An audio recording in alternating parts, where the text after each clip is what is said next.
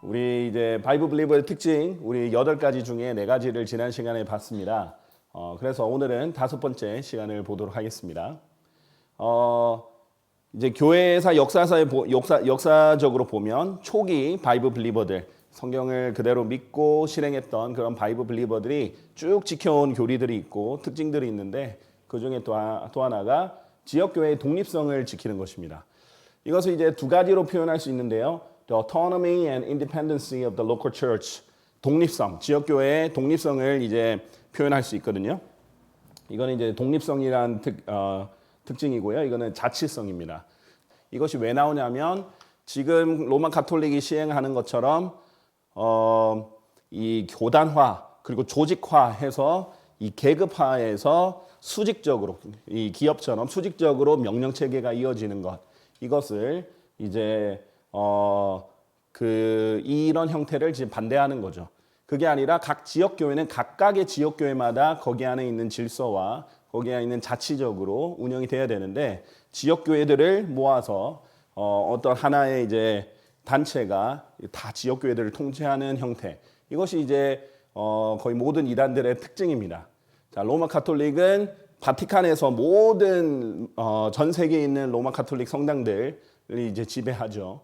마찬가지로 여호와 증인은 와치타워 본부가 있습니다. 그럼 파수대 본부에서 이제 전 세계에 있는 이제 지역 모임을 관할합니다. 그래서 이번 주에 무슨 내용을 할지도 다 위에서 지시가 나와요.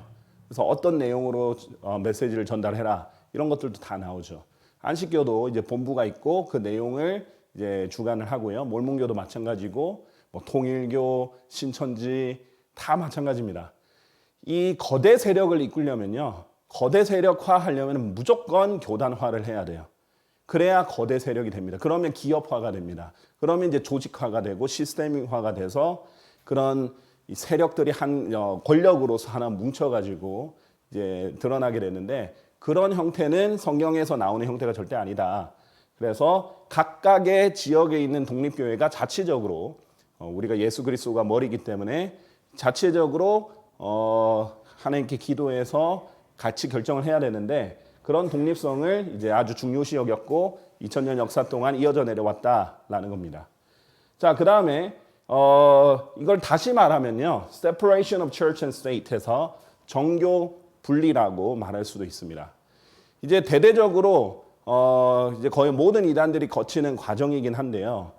교단화가 되고 세력화가 되면 필연적으로 국가와 정치와 밀접한 관계를 가지려고 합니다.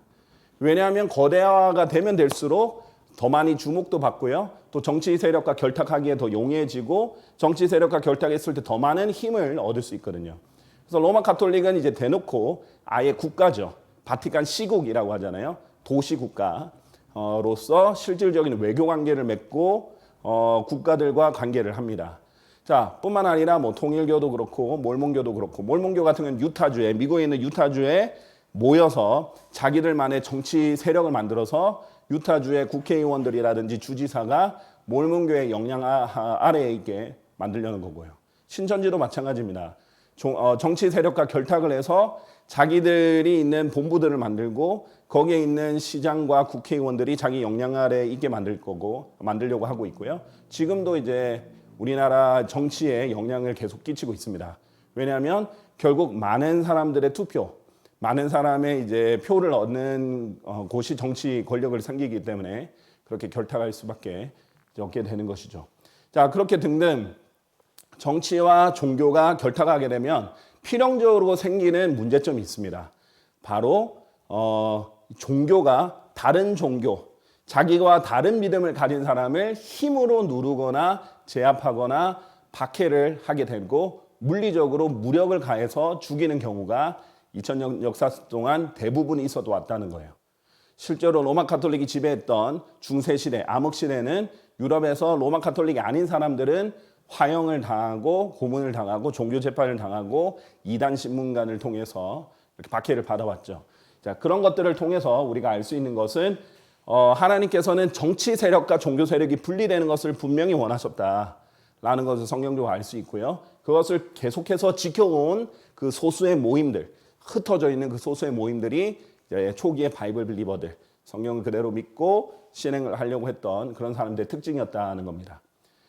자, 우리가 이제 잘 알다시피 그리스도의 몸된 교회의 머리도 예수 그리스도고요. 지역교회도 실질적인 머리는 예수 그리스도죠. 우리가 예수 그리스도를 위해서 존재하는 것이고요. 또 예수 그리스도의 명령에 따라서 또 예수 그리스도가 원하시는 것을 뜻을 찾아서 이렇게 시행하는 것이 이제 몸된 교회의 특징이다 이자 또 지역교회의 특징입니다.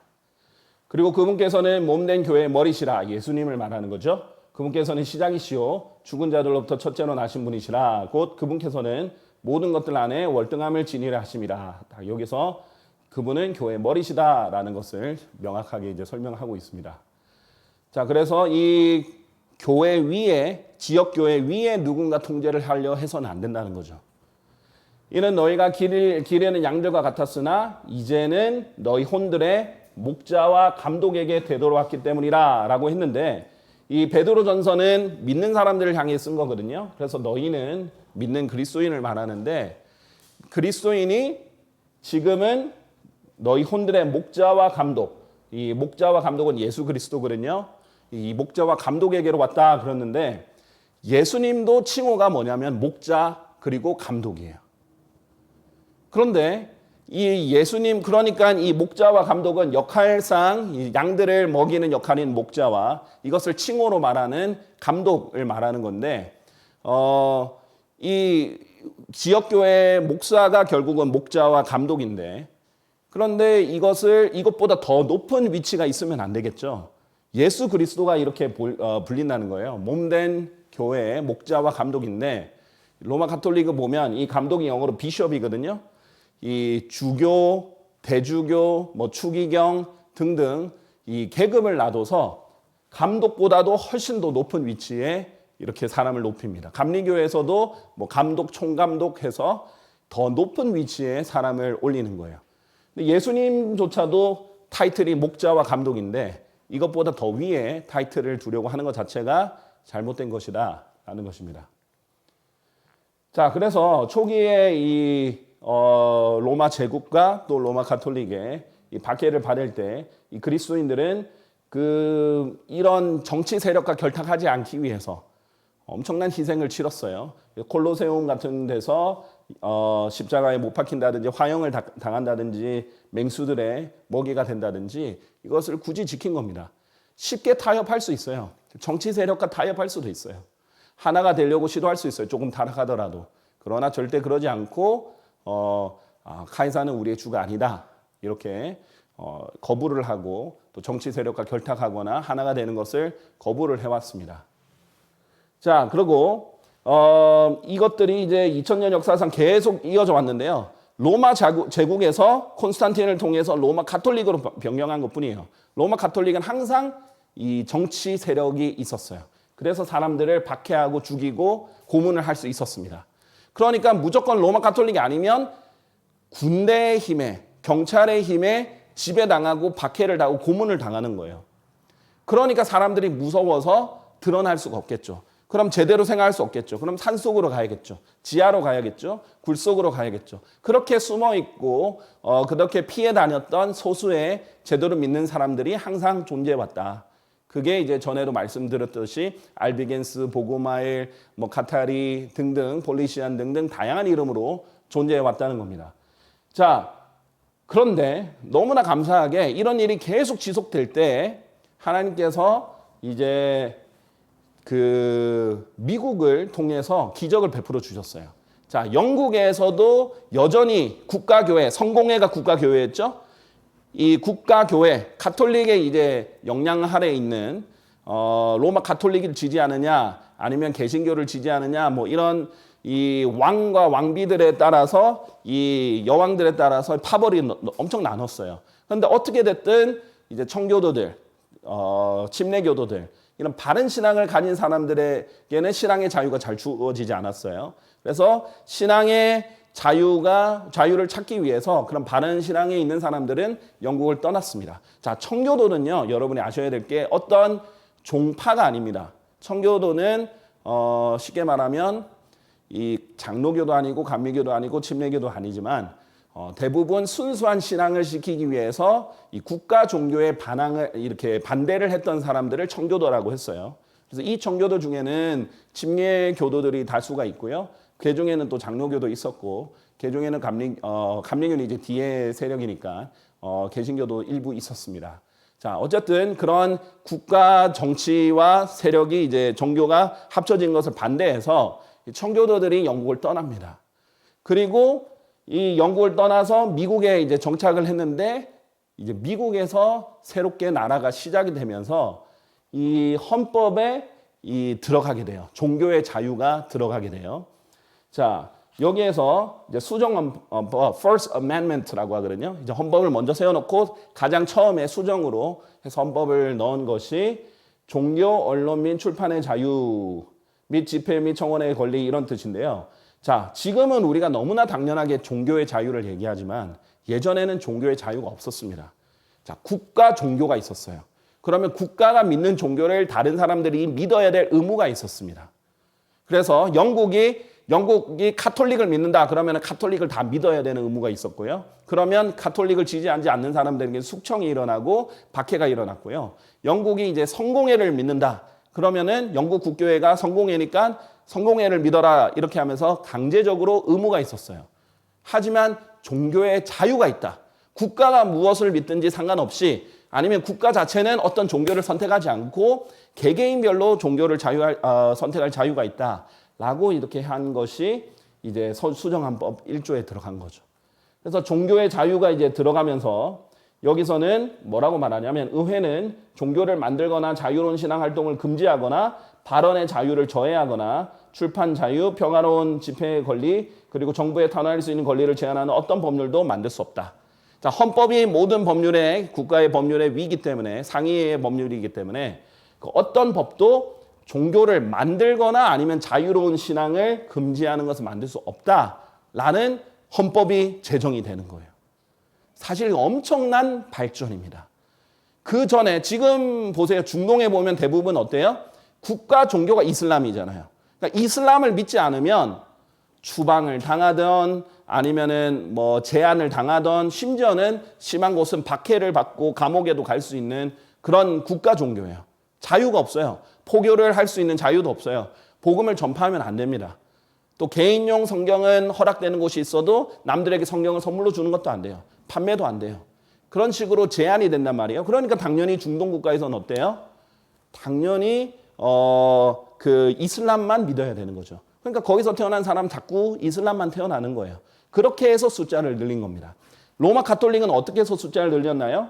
강제로 점령한 남미와 그 필리핀 같은 그런 식민지에서 결국 인구가 늘어난 거예요. 그렇죠? 대부분은 압도적으로 로마 가톨릭이 많은 나라들은 그 식민지였던 남미와 필리핀 같은 그런 곳이에요. 자, 거기서는 원래 종교의 자유가 없었어요. 무조건 로마 가톨릭만 믿어야 됐습니다. 그러나 이제 미국이 시작하면서 점점 종교의 자유의 영향을 받아서 이 종교의 자유가 헌법에 들어가는 나라들이 많아지면서 다른 종교를 믿을 수 있는 자유가 생기기 시작한 거예요. 우리나라도 종교의 자유가 없었어요. 조선시대 때 종교의 자유가 어디 있습니까? 그렇죠? 서양의 이제 선교사들도 많이 순교를 당했죠. 그런데 이제 대한민국 국가가 설립이 되면서 종교의 자유가 헌법에 들어간 겁니다. 그리고 우리 헌법에는 정치와 종교는 분리다라는 헌법까지도 이제 들어가게 된 거죠. 자, 그래서 이 필리핀도 원래 300년 이상 이 로마 가톨릭의 지배하에 있다가 스페인의 지배하에 있다가 미국의 식민지가 잠깐 되면서 결국 독립할 때 헌법을 작성할 때 미국 헌법을 기본으로 했거든요. 그래서 여기에 종교의 자유가 1번으로 들어가게 된 겁니다. 헌법에. 자, 그리고 우리나라 헌법에도 모든 국민은 종교의 자유를 가진다. 그리고 국교는 인정되지 않으며 종교와 정치는 분리된다. 이런 사항이 들어가게 된 거예요. 이게 사실 어마어마하게 큰 발전이에요. 그 국가에서 엄청난 자유를 준 거예요. 지금까지 미국이 이 헌법을 제정하기 전까지는 유럽, 아시아 그 어떤 세계에도 이런 자유는 없었습니다. 그게 헌법에 기록이 되지 않았어요.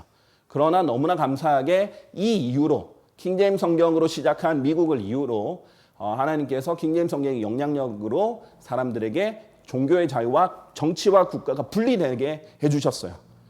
자, 그런데 너무나 안타깝게도 요즘은 자꾸 종교가 정치에 관여를 하려고 그래요. 그렇게 하면 할수록 어떻게 되느냐? 좋은 게 아니에요.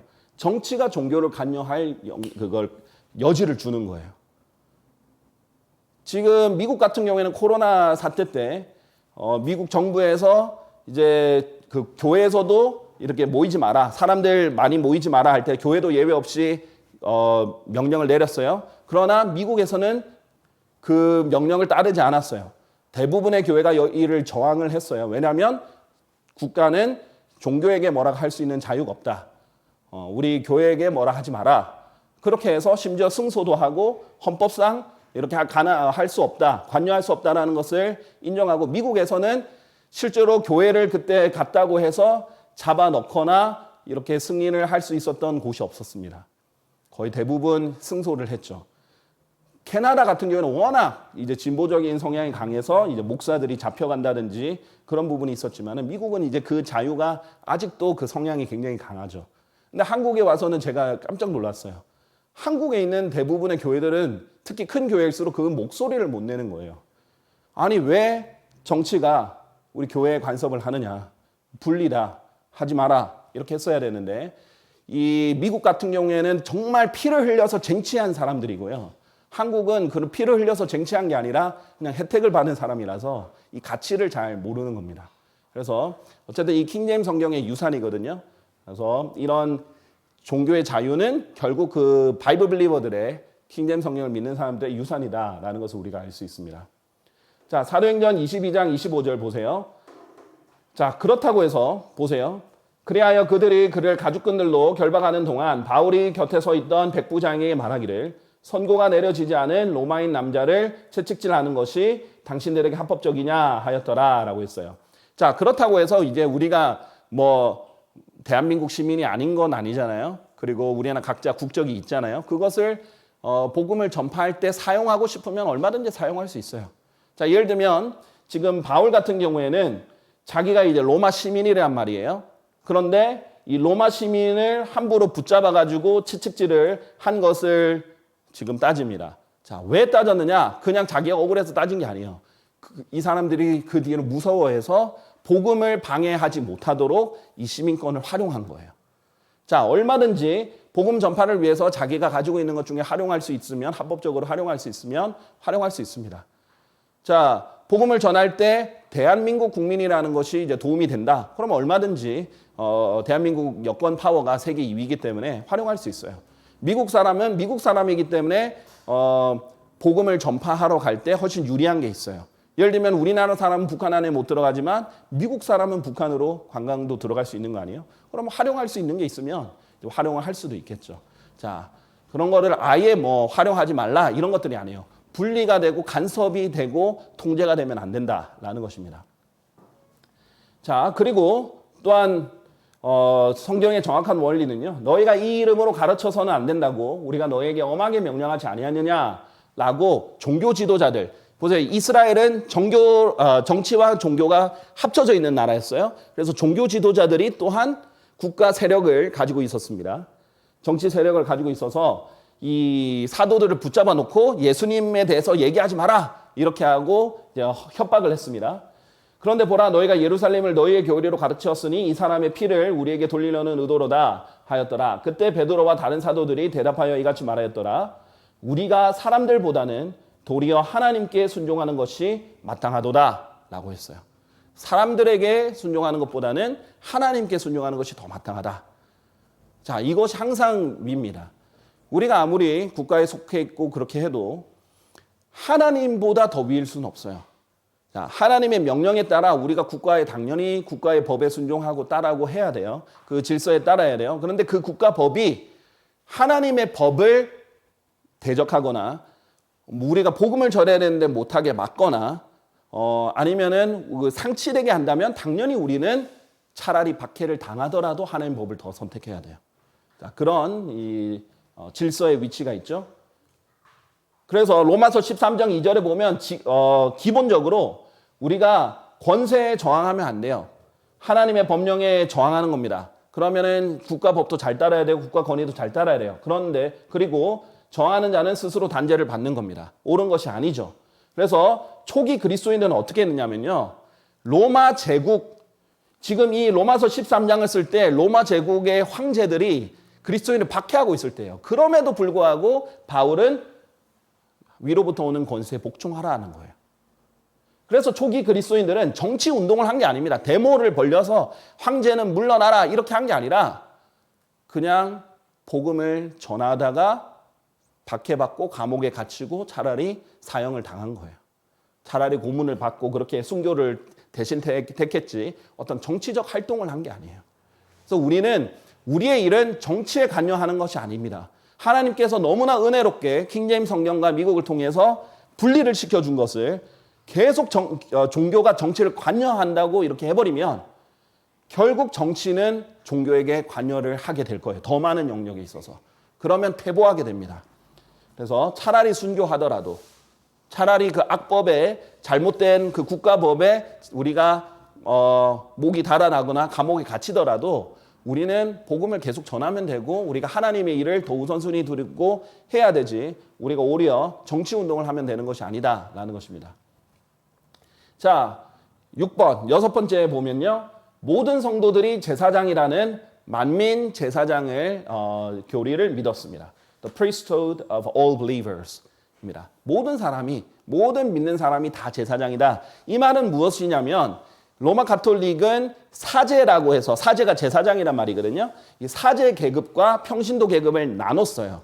그렇게 해서 계급화를 했어요. 그리고 심지어 사제 중에서도 그 위에 있는 주교, 대주교, 추기경, 교황 이렇게 해서 급을 나눴잖아요. 그렇게 해서 계급을 나눴는데 그것은 하나님이 원하는 것이 아니고 믿는 모든 사람들은 다 형제 자매고 여기에 역할만 있을 뿐입니다. 하나님께서 지정해 주신 역할이 있고 세워주신 역할이 있는 것이지 어떤 계급이 존재하는 것이 아니다라는 것이 아주 중요한 초기 2000년 전부터 바이블 빌리버들이 지켜왔던 특징입니다. 자, 베드로전서 2장 9절에서 그러죠. 그러나 너희는 선택받은 세대요 왕가의 제사장단이요 거룩한 민족이요 독특한 백성이로다. 하나님께서는 믿는 너희는 믿는 사람들을 말하죠. 왕가의 제사장단이다라고 했어요. 우리 모두가 제사장단이에요. 하나의 그룹으로서 제사장단, priesthood 하면은 제사장단 이런 뜻이거든요. 그래서 우리는 한 사람 한 사람이 다 제사장으로 이루어져 있다 이거예요. 우리가 제사장의 역할은 뭐예요? 중보예요. 누군가를 위해서 중재를 해주고 중보해주는 그 역할을 하는데 우리가 하나님께 직접 기도할 수 있다는 거예요. 예수 그리스도의 이름으로 직접 기도하면 되지 누군가의 중보자가 필요하지 않다는 거예요. 누군가의 중재자가 필요하지 않다는 거예요. 예를 들면 가톨릭 같은 경우에는 마리아의 이름으로 성인들의 이름으로 또 죄를 고백할 때도 사제들한테 제사장들한테 가서 대신 죄를 고백하잖아요. 하나님께 죄를 고백하는 게 아니라. 자, 그러면 모든 영적인 것을 그 사제 집단들에게 종속당하는 거예요. 자기가 직접 하나님께 얘기하고 직접 하나님께 기도하고 직접 성경을 읽고 직접 하나님과 교제하고 해야 되는데 그것이 아니라 성경도 로마 가톨릭에서는 절대 평신도들이 못 읽게 했었고 또 가지고 있으면 심지어 화형도 당하는 경우가 있었고 그 다음에 해석도 교회에다가 맡겨야 되고 사제들에게 성직자 계급에게 맡겨야 되고 그 다음에 죄도 성직자들에게 자백해야 되고 기도할 때도 성직자들의 이름이나 성인들의 이름이나 어떤 마리아의 이름으로 기도하고 등등 이런 식으로 종속되게 만들었거든요. 그게 아니라는 거죠. 예수님께서는 우리에게 자유를 주셨고 우리가 제사장으로서 직접 하나님께 기도하면 되고 우리는 예수님의 이름으로 하나님께 직접 기도할 수 있고 죄도 예수님께 직접 자백하면 되는 거예요. 누군가에게 종속될 필요가 없는 거죠. 모든 믿는 사람은 다 동일합니다. 자, 그런데 이 중요한 교리를 이미 2000년 전부터 로마 가톨릭이 그 기괴하게 만든 정치 집단 그 세력을 잡기 위해서 자기들 교회만 구원이 있고 자기들에게만 죄를 자백해야 되고 자기들을 의지하게 만들고 사람들을 종으로 만들었던 그 괴이한 집단으로부터 목숨을 잃으면서까지 믿음을 지켰던 그 소수의 바이블 빌리버들 덕분에 우리가 지금까지도 이 순수한 신앙을 자꾸 지키고 있는 것입니다. 아주 중요하죠. 그래서 교단이 안 좋은 거예요. 교단은 필연적으로 계급을 나눌 수밖에 없는 거예요. 제가 말씀드렸죠. 모든 이단 교리는 오리지널이 결국 로마 가톨릭이다. 로마 가톨릭이 모든 거짓 종교와 거짓 교리의 오리지널이다, 원형이다라고 보시면 됩니다. 자, 요한일서 2장 27절에 보면요. 그러나 너희가 그분께 받은 기름 부음이 너희 안에 거하나니 너희는 어떤 사람도 너희를 가르치는 것이 필요하지 아니하니라. 그러나 동일한 기름 부음이 너희에게 모든 것들을 관하여 가르치는 것 같이, 그리고 그 기름 부음이 진리이며 거짓말이 아닌 것 같이 그것이 너희를 가르친 그대로 너희는 그분 안에 거할지니라. 자, 문맥을 보면 이 기름 부음은 성령님을 말합니다.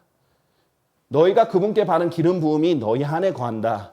성령님이 우리 안에 거하기 때문에 너희는 어떤 사람도 너희를 가르치는 것이 필요하지 않다라는 거예요. 자, 하나님께서 지역교회에 목자를 세워주고 성경 교사를 세워주는 것은 우리에게 도우시려고, 우리에게 도움이 되려고, 왜냐하면 우리가 다 목회자처럼 전념을 할 수는 없기 때문에 또 미리 하나님께서 알려주고 체계적으로 공부한 사람들을 통해서 배울 수 있도록 혜택을 주시려고 하신 것이지 반드시 그 사람 밑에 종속이 되어야 된다는 건 아니에요.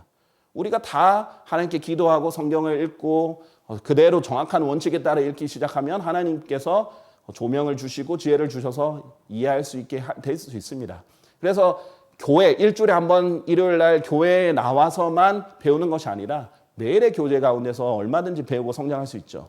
자, 그런데 그래서 우리가 반드시 누구의 밑에 종속되어야 되는 게 아니에요. 사제 밑에. 누군가 반드시 해석의 열쇠를 가져와서 풀어줘야 되는 것이 아닙니다. 신천지 같은 경우에는 그 비유 풀이의 열쇠를 이만희가 가지고 있다는 것이고, 그 다음에 로마 가톨릭은 교황이 가지고 있다는 것이고, 여호와 증인들은 파수대가 가지고 있다는 것이고, 몰몬교들은 그 조셉 스미스가 가지고 있다는 것이고, 항상 그런 식으로 사람들을 속여왔어요. 근데 우리는 성령님께 있다. 우리 모두에게 성령님이 안에 있다. 우리 하나님 성령께서 우리를 진리의 지식으로 인도해 주실 수 있다. 이것을 믿는 것이고 초기 그리스도인들이 그렇게 행했던 것이죠. 자, 이제 사도행전 17장 10절 11절 보면 하나님께서 칭찬하신 사람들이 있는데, 바울과 이제 신라가 베레아로 갔는데요.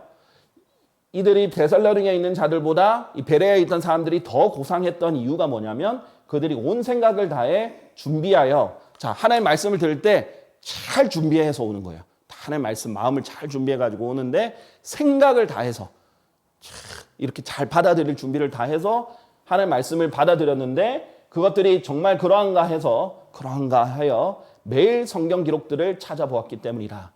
매일 성경 기록들을 찾아보는 거예요. 아, 이렇게 말씀하셨는데 정말 여기 성경 기록이랑 일치하는가? 교리가 맞는가? 그래서 정말로 찾아보는 거예요.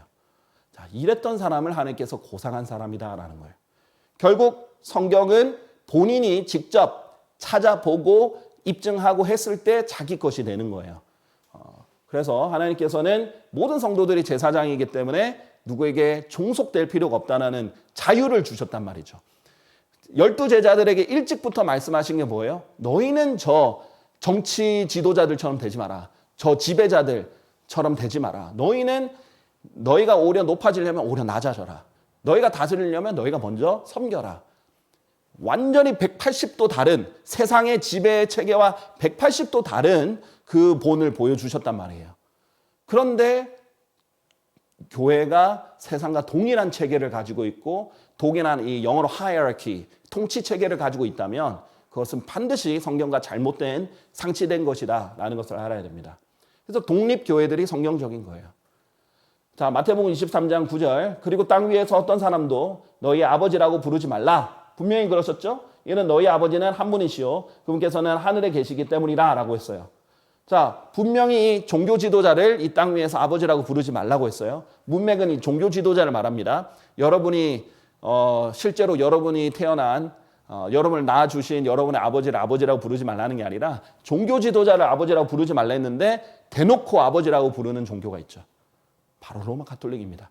신부의 부가 뭐예요? 아비부자란 말이에요. 그래서 여러분이 신부님 이렇게 부르면 사실 신이 신이란 뜻이에요. 그래서 하나님 아버지 이렇게 부르고 있는 겁니다. 신부가. 네. 영어로 father 이렇게 불러요. 그러니까 대놓고 영어로는 아예 대놓고 Father를 부르고요. 사실 뭐 한자도 대놓고 하나님 아버지 이렇게 부르는 겁니다. 신부 이렇게 부르는 것이고요. 그 다음에 교황이라는 Pope이라는 뜻이 파파의 상위 호칭이에요. 아버지들 중에 아버지란 뜻이에요. 그러니까 교황은 우리나라 에서는 그런 말이 없기 때문에 아버지들 중에 아버지 뭐 이런 호칭이 없기 때문에 교회 황제 같은 느낌으로 교황을 이렇게 한 거지만 그것도 매우 잘못된 거지만 교회는 황제가 당연히 없죠. 그런데 아버지들 중에 아버지라는 이름이 포비예요. 하지 말라고 하는데 그대로 하는 거죠. 그 종교가 그러니까 성경과 완전히 비성경적인 상치되는 그 종교가 2000년 동안 뭐 거의 한 1500, 600년 동안 세상의 주 종교가 된 거예요. 기독교의 가면을 가지고. 그러니까 마귀가 굉장히 교묘한 겁니다. 가장 지금 세상 사람들 안 믿는 사람들이 보면 카톨릭이 기독교의 대표라고 생각해요. 그렇게 마귀는 속이는 거죠. 유대인들이 기독교인을 싫어하는 이유 중에 하나도 카톨릭 때문이고 이슬람들이 기독교인을 싫어하는 이유 중에 하나가 또 카톨릭 때문이거든요. 그러니까 우리가 이제 거기에 덤탱이를 씌는 거죠. 근데 지금은 얼굴을 싹 바꿔서 마치 평화의 종교인 것처럼 이렇게 하는 거예요. 항상 마귀는 유리할 때는 강하게 나가고 불리할 때는 이 얼굴을 바꿔서 이렇게 등장을 하는 겁니다. 자, 그리고 중재자도 누구다? 예수님 한 분뿐이라는 거죠. 이는 유일하신 하나님이 계시며 하나님과 사람들 사이에도 유일하신 중재자가 계시기 때문이니 곧 사람이신 그리스도 예수시라라고 했어요. 자, 중재자는 단 한 분, 유일한 분, 예수 그리스도뿐이다 라고 성경에서 명확하게 했는데 중재자로서 일단 사제들이 다 자기는 중재자라고 하죠. 자기한테 죄를 고백하라는 거예요. 자기가 대신 기도해 줄 테니까. 자, 그리고 뭐 교황뿐만 아니라 사제들 다 그렇죠. 뿐만 아니라 마리아도 중재자라고 하죠. 성인들도 중재자라고 하죠. 성경에서 완전히 어긋난 겁니다. 그러니까 사람들을 그 중재자 밑에 종속시키려는 겁니다. 자, 아버지 이러면 우리가 굉장히 존경해야 될 대상이고 감히 어떻게 할 수 없는 항상 공경해야 될 대상이죠. 그런 대상에 자기의 반열을 올려놓은 것이고요. 그 다음에 이 중재자의 위치, 예수 그리스도의 위치에 자기들을 올려놓은 것입니다. 자, 바로 이것이 성경에서 말하는 니콜라파 사람들의 교리다. 하나님께서 그토록 증오하는 니콜라파 사람들의 교리라는 거예요. 이처럼 너에게도 니콜라파 사람들의 교리를 붙드는 자들이 있으니 그것은 내가 증오하는 것이다 라고 했어요. 자, 첫 번째, 니콜라 당은 틀린 말입니다. 자, 당은 정치 집단을 말할 때 여러분이 사전에 보시면 정치 집단을 말할 때 당이라고 해요. 뭐 지금 국민의힘당, 그다음에 뭐 정의당, 민주당 이렇게 하는 것처럼 당은 정치적 특색이 있는 무리를 당이라고 하고요. 파 같은 경우에는 종교나 신념이나 등등 다양한 사람들의 무리를 파로 나누거든요. 그래서 우리가 바리새파, 사두개파라고 하지 바리새당, 사두개당이라고 하지 않잖아요. 그래서 니콜라파는 종교적이기 때문에 니콜라파입니다. 종교에 이때 니콜라파 사람들이 있었어요. 이 사람들의 교리가 있었습니다. 종교적 교리가 있었습니다. 그래서 니콜라당이 아니라 니콜라파가 정확한 용어고요. 그 다음에 성경에서 hate, 증오한다라고 했지 그냥 미워하는 정도가 아니에요. 미워하는 거는 그냥 좋아하지 않는다는 거예요. 그런데 증오한다라는 거는 굉장히 큰 이 강한 단어입니다. 그래서 하나님께서 정말 증오하시는 교리가 니콜라파 사람들의 교리인데 이 교리가 즉 지배층을 나누는 교리예요. 니카오라는 단어가 지배하다라는 뜻이 있고요. 그 다음에 라오스라는 단어가 평신도예요. 평신도를 지배하는 교리예요. 그러니까 계급을 평신도와 사제 계급으로 나누고 지배하는 것이 이 로마 가톨릭의 특징이고요. 그렇기 때문에 이 개신교도들도 로마 가톨릭에서 나왔다고 하는 개신교도들도 이 잔재가 남아있다 했죠. 이 개신교도들도 평신도라는 말을 쓰는 거예요. 계급을 나눠버리는 거죠.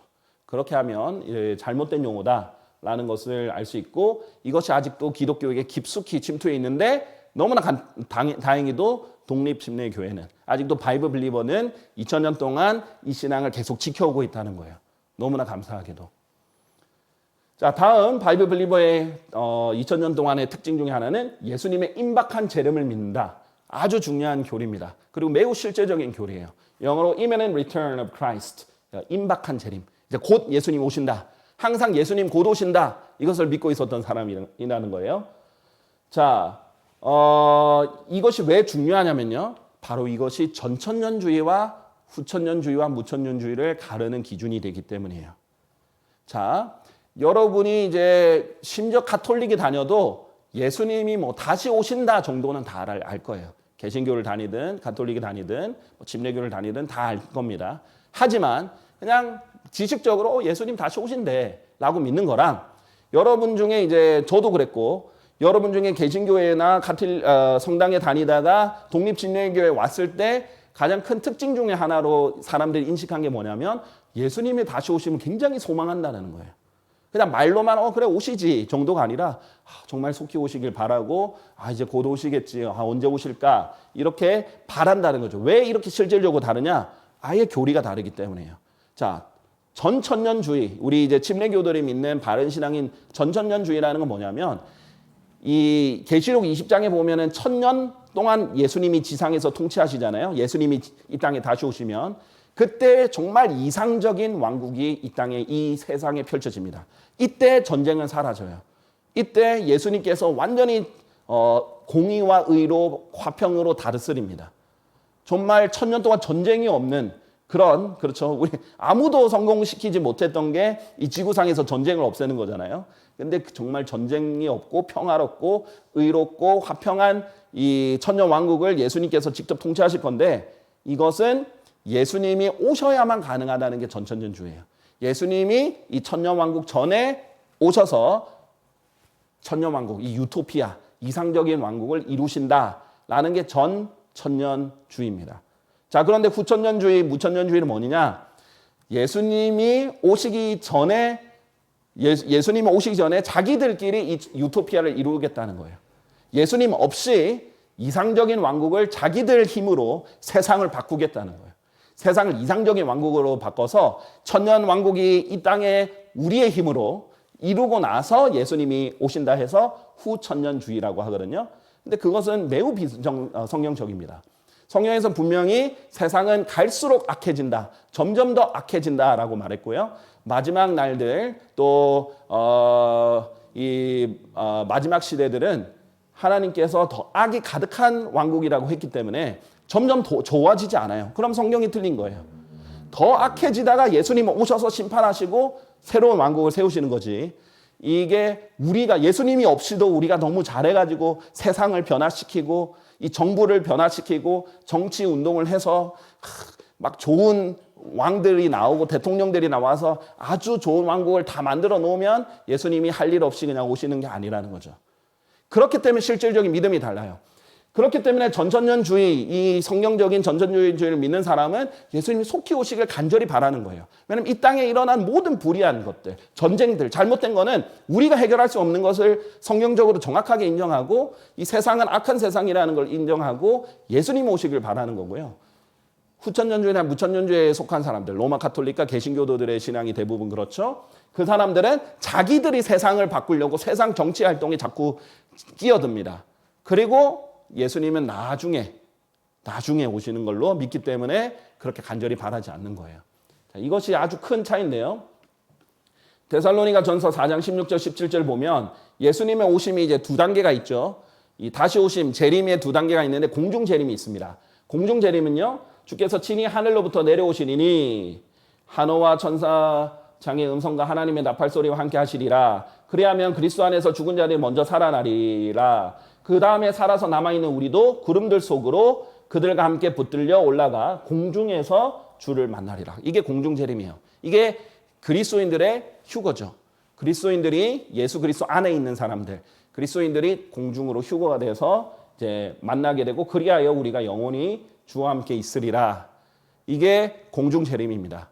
자, 예수님께서는 이 지상에 대환란을 펼치기 전에 자신이 사랑하는 그리스도인들을 먼저 데려가시죠. 이게 공중 재림이고 휴거라고 이제 부르는 거죠. 그리고 나서 예수님께서 이제 이 지상의 환란 끝에 오십니다. 그러고 나면 이 땅을 다 심판하시고 1000년 동안 통치하시는데요. 첫 번째 부활에 참여하는 자는 복되고 거룩하도다. 둘째 사망이 그러한 자들을 다스릴 권능이 없고 오히려 그들이 하나님의 제사장들과 그리스도의 제사장들이 될 것이요. 그분과 함께 예수님과 함께 천년 동안 통치할 것이라 라고 했어요. 이 땅에서. 그렇죠. 하나님께서 이미 지상 재림하고 나서 이 땅에서 천년 동안 예수님과 함께 통치를 하는 것. 그것이 이제 성경적인 거예요. 자, 그렇기 때문에 우리는 굳이 우리가 이 세상에 짧게 사는 6, 70년밖에 7, 80년밖에 안 되는 이 인생에 왕이 되려고 하는 게 아니에요. 우리는 이때 박해를 받더라도 하나님을 섬기면 돼요. 그러면 예수님과 함께 올 때 그때 예수님과 제대로 통치를 할 겁니다.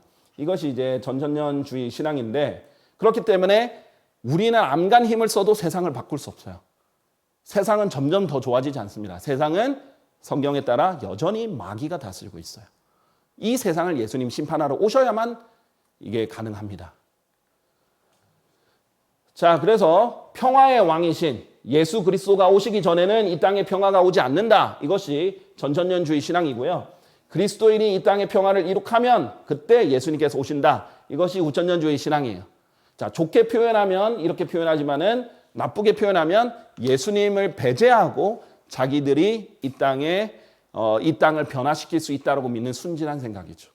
마귀가 여전히 통치하고 있고 세상의 신이라고 고린도후서 4장 4절에도 나와 있는데 여전히 마귀가 신인 세상을 자신들의 힘으로 바꿀 수 있다라고 믿는 성경과 반대로 그렇게 믿는 것이 구천년주의 신앙입니다. 그러니까 예수님의 임박한 재림을 믿지 않는 거예요. 그러면 세상을 살 때 태도가 달라집니다. 세상에서 성공하려고 해요. 왜 구천년주의 신앙을 가진 사람은 세상에서 성공하려고 하느냐? 그래서 이제 개신교에 보면은 세상에서 성공한 사람을 띄워주잖아요. 가톨릭에서도 세상에서 성공한 사람을 홍보하잖아요. 그렇죠? 좋은 대학을 가고 인류 대학을 가고 뭐 좋은 영향력 끼친 사람을 띄워준단 말이에요. 왜 그러냐? 이 사람들은 세상에서 성공해서 영향력을 끼쳐야 되니까. 그런데 우리 그리스도인들은 그게 아니에요. 우리가 이제 하나님 허락 안에서 열심히 해가지고 뭐 좋은 것들을 이룰 수는 있겠지만 그것 자체가 목표가 아니에요. 우리는 예수님이 속히 오시는 것 자체가 목표입니다. 이 땅에서는 그러니까 언제든지 오실 수 있기 때문에 복음 전파와 이 하늘에 대한 소망을 두면서 내 목표도 내 애정도 다 하늘에 두고 성경에 말하는 것처럼 그렇게 살아가는 것이 이제 전천년주의 신앙입니다. 이것도 로마 가톨릭과 초기의 로마 가톨릭과 바이블 빌리버들이 극렬하게 차이 있던 점이죠.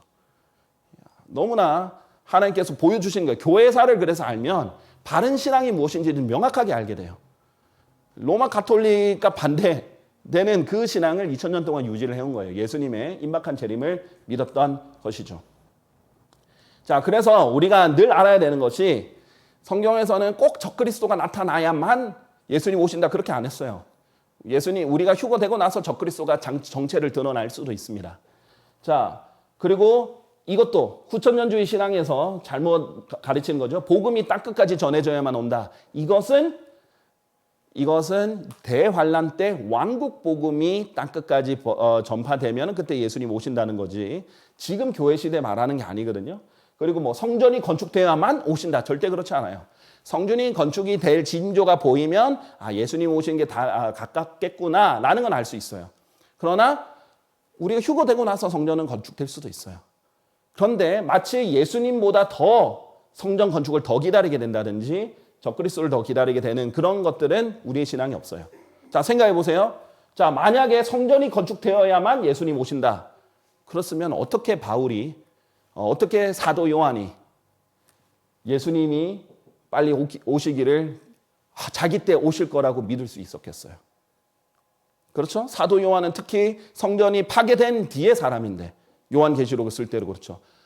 속히 오리라 그랬더니 예수님이 그렇게 말했더니 사도 요한이 맨 마지막에 뭐라고 썼어요? 주 예수여 오시옵소서. 예수님 오시옵소서. 이렇게 얘기했잖아요. 자, 또 적그리스도가 나타나야만 온다 이러면은 적그리스도가 완전히 자기를 정체를 드러내기 전까지는 예수님이 안 온다 생각해 보세요. 그럼 어떻게 우리 믿음의 선조들이 예수님 오시는 걸 바랄 수 있었겠어요? 그럼 지금도 마찬가지죠. 예수님이 이제 오늘 안 오시겠네, 내일 안 오시겠네, 올해는 안 오시겠네 이렇게 풀린 생활을 하게 되는 거예요. 예수님은 언제든지 오실 수 있어요. 지금 특히 예수님이 지금 오셔도 이 모든 것들은 다 성경에 있는 모든 것들은 다 성경대로 이루어질 수 있습니다. 자, 그래서 제일 중요한 것은 예수님은 언제든지 오실 수 있다. 이것이 가장 중요한 이제 신앙이다라고 할 수 있습니다. 자, 그럼 마지막 반가톨릭이 가장 큰 특징 중에 하나였어요. 마지막입니다. 가톨릭에 반대한다 해서 anti-Catholicism, anti-Catholicism 이렇게 하는데요. 자, 요한계시록 17장 5절, 18절 이런 것들 보세요. 그리고 그녀의 이마 위에는 한 이름이 기록되어 있었는데 신비라 거대한 바빌론이라 땅의 창녀들과 가증한 것들의 어미라. 바로 이 신비의 바빌론, 종교 바빌론이 거대한 바빌론이 땅의 창녀들과 가증한 것들의 어미라라고 불리는 바빌론이 로마 가톨릭이라고 계속 주장해 왔던 사람들이 있습니다. 그 사람들이 순수한 신앙들을 가졌죠. 뭐 100% 교리가 똑같지 않더라도 항상 바르게 믿던 사람들의 일관적인 자세였다라고 보시면 됩니다. 자, 그리고 내가 본 여자는 땅의 왕들을 통치하는, 보세요. 이 여자가 바빌론이에요. 근데 종교적으로 어미라고 불립니다. 그런데 이 여자가 바빌론이 땅의 왕들을 통치하는 그 거대한 도시입니다. 도시 국가이면서 또한 종교 국가입니다. 지금도 바티칸은 시국, 도시 국가이면서 이 종교 국가이기도 하죠.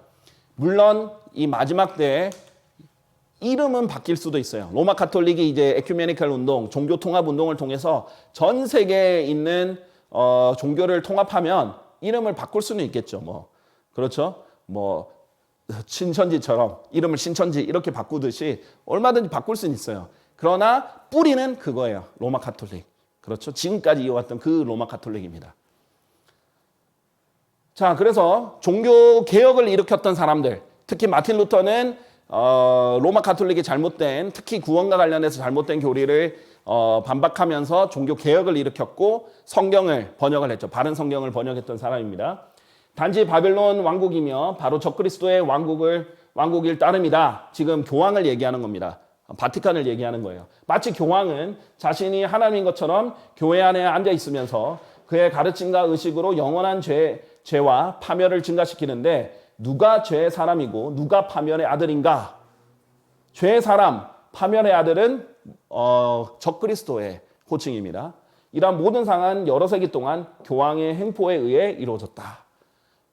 마틴 루터는 이외에도 여러 가지 말을 했는데 교황에 대해서 적그리스도다, 파멸의 아들이다, 죄의 사람이다 이렇게 많이 했었어요. 우리가 알다시피 성경에서는 최후에 나타날, 대환란 끝에 이제 나타날, 최후에 나타날 적그리스도, the antichrist, 짐승이 있고요. 그 외에도 그 적그리스도 계열을 따르는 적그리스도들이 있습니다. 그러니까 항상 그 적그리스도 중에 하나로 꼭 본 거예요. 이 종교 지도자 사람들은, 그 종교 개혁을 이뤘던 사람들은. 존 칼빈 보세요. 나는 교황이 그리스도의 대리자가 됨을 부인한다. 왜냐하면 교황은 스스로가 자기가 그리스도의 대리자, Vicar of Christ라고 말하거든요. 그걸 부인한다는 거죠. 그는 복음을 맹렬히 핍박하는 가운데 자신이 적그리스도라는 것을 그의 행치를 통해 증명한다. 자, 물론 존 칼빈이 교리적으로 잘못된 극단적 칼빈주의라든지 등등을 하지만 종교개혁에 있어서는 반카톨릭 입장을 취했단 말이에요. 자, 이 사람이 결국은 장로교들의 이제 뿌리잖아요. 선조라고, 믿음의 선조라고 볼 수 있죠. 그 다음에 루터는 루터교의 뿌리고요. 그리고 나는 그가 교회의 머리가 되는 것을 부정한다. 이런 얘기도 했었죠. 요한 웨슬리, 감리교를 창시자라고 보는 요한 웨슬리인데요. 죄의 사람, 적그리스도의 호칭이죠. 그의 추종자들 모두의 죽음의 원인이기에 파멸의 아들이라 불리는 것이 매우 적합하다. 교황은 신이라 불리는 모든 것 위로 스스로를 높이고 가장 큰 능력과 가장 높은 영광 그리고 오직 하나님에게만 속해 있는 특권을 주장하며 스스로를 숭배하는 자이다. 이렇게 말하는 거예요. 자, 그만큼 이 가톨릭 신앙에 대해서 맹렬하게 반대하고 비평하고 비성경적이라는 것을 알렸던 사람들입니다. 자, 그런데 이랬던 사람, 위클리프도 이 킹잼 성경이 나오는데 기여했던 성경 번역가죠. 이 사람도 왜 믿음이 없이 다른 적그리스도를 찾는 것이 필요한가? 불경스러운 말을 하는 8번째 작은 머리에 대해 말해진 것처럼 우리들 성직자는 교황을 예견한다. 이렇게 얘기를 했죠. 교황이 적그리스도다 이렇게 얘기를 하는 겁니다. 틴데일도 그 성경 번역자, 특히 킹잼 성경에 기여했던 또 다른 성경 번역자 틴데일도 교황을 틀림없이 적그리스도라는 것을 충분히 보여준다 이런 식으로 얘기했어요. 자, 그런데 너무나 안타깝게 그 종교 개혁의 후예라는 이 개신교회 사람들은 안타깝게도 지금은 이 반카톨릭 입장이 아닌, 지금 신학교에서 배우는 것도 반카톨릭 교회사가 아니라 친카톨릭 교회사를 배우고 가톨릭에 대해서 지금 연합하는 태도를 취하고 있다는 것은 정말 경악할 만한 일이다라고 할 수 있습니다. 자, 그래서 오늘 저는 여기까지 마무리할 텐데요. 너무나 감사한 것은 하나님께서 바른 신앙을 가진 우리의 성도를 끝까지 지켜주셔서 우리가 지금까지 같은 큰 특징을 공유하는 그런 사람들이 유지될 수 있었다라는 것을 보았습니다. 감사합니다.